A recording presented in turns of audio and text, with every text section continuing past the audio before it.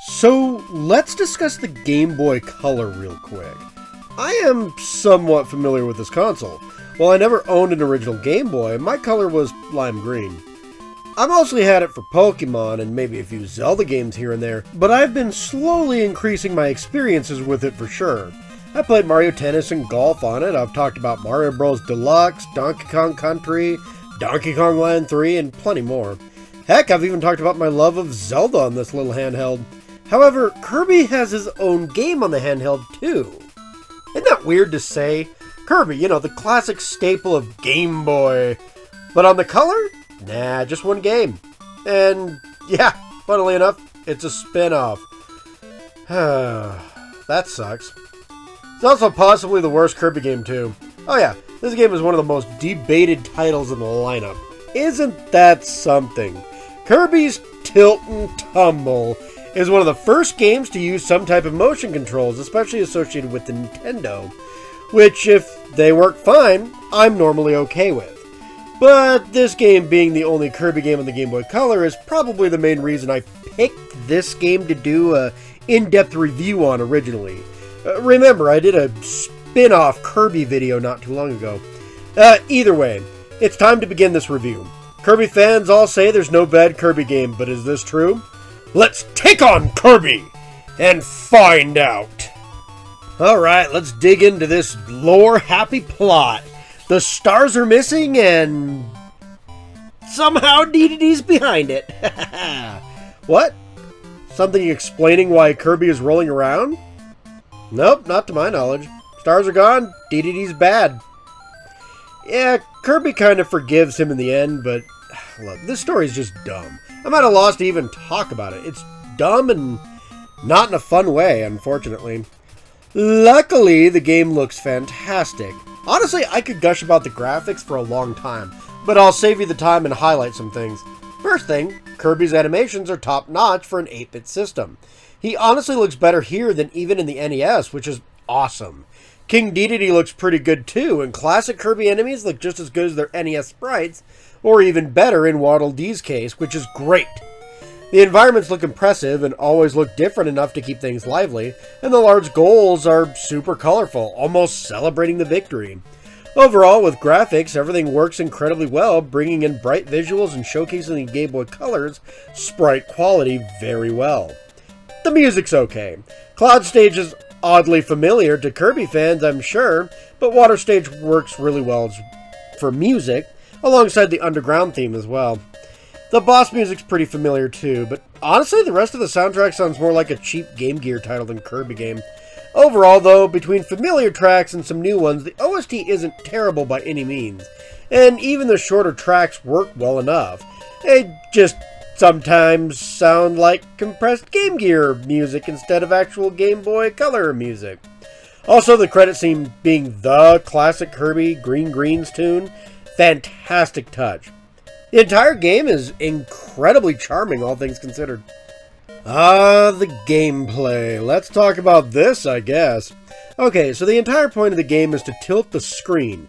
Either the Game Boy or the Switch, because, you know, that's an option. Actually, the game has controller support on the Switch, so there's that.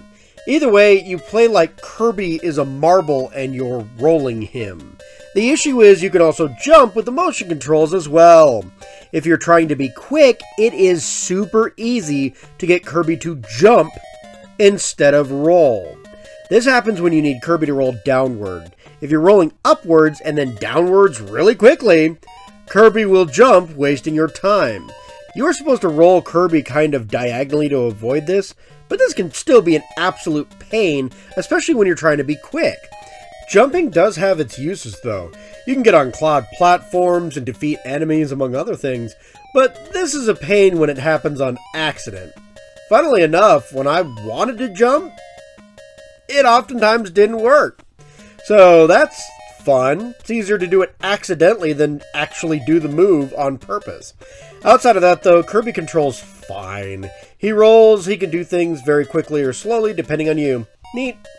There are other gimmicks like cannons and clouds to help you traverse the area, but the only one issue I really had is the bumper bounce thing. Yeah, it was only an issue because the first time I ever encountered this stupid oh, it needs to be red to bounce across this gap situation. It was a bottomless pit. Yeah, it's a great place to practice this, isn't it? I don't know how else they could have done it, but yeah, just let us practice over a bottomless pit. That's a sink or swim situation, isn't it? And yeah, that kind of rolls into the level design a bit. This game has a bad tendency to introduce a new gimmick which works fine, but you may not be used to the gimmick your first time running into it. I know that's kind of an obvious statement, like, oh, your first time, what? Okay, yeah.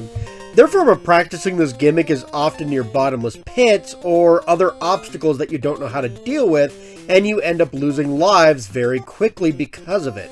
Yeah, let's throw the kids into the deep end and pray they swim quickly, right? Seriously, this is an absolute pain in the ass to deal with. Wind? Okay, how do I... Oh, now I'm in the water. Oh, there's a timer? What's the timer do? Okay, I need to get to shore before... And I died. This happens a lot. Either the game will kill you or the timer will if you don't know how to work with that. But if you get used to it, it's not terrible. You also have to deal with a timer, by the way. Yeah. See, jumping near these star panels will flip the stars into clocks, which increase your timer's time. You'll probably accidentally find this out inevitably. Either way, the game is a fun time throwing obstacles your way with no time to really process the issue ahead without instant death. And all the while, you're still dealing with that stupid timer, because of course there's a time limit to the level. That's a pain. Also, there are points where you have to hit some switches really quickly to move some robot toys. These are awful. Easily the worst part of the game for me. The switches are in weird patterns, and that's where the jumping issue from earlier really starts to kick in. Although it likes to kick in over bottomless pits and, you know, tiles that are breaking, so you have to move really quickly, and that's really fun.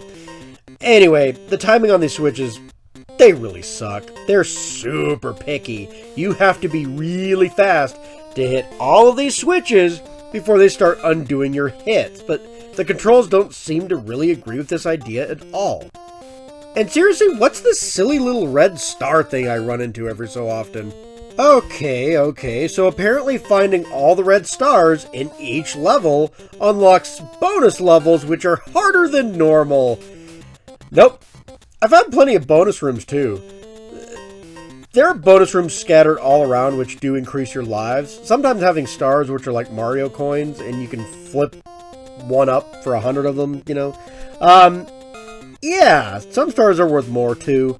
Sometimes bonus rooms just have 1-ups anyway. That's cool.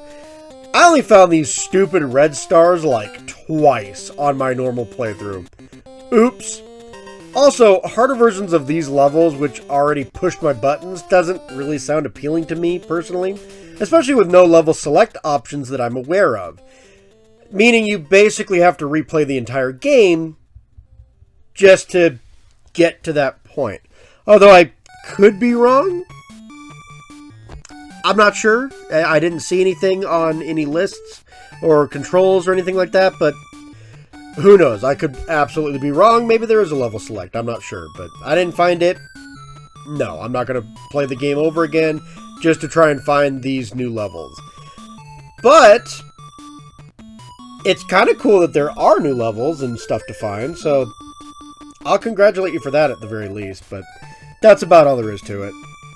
Overall, Kirby Tilt N Tumble isn't a good game. I'm sorry, Kirby fans, but this entire game depends on you liking the gimmick it provides. I did not. A fun little distraction, a novelty, sure. A game you complete? No thank you. I think the odds of you liking the game are rather low.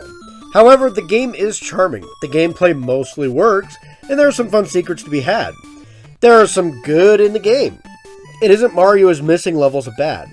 The lack of a level select, maybe, because again, I'm not entirely sure, with really tough collectibles to find, and cheap level design, lack of any real story, and the gameplay issues, there's a lot to tough out here too. Overall, this gets a 4 out of 10. This can really be described as not great, which is the title for a 4 out of 10 game for me.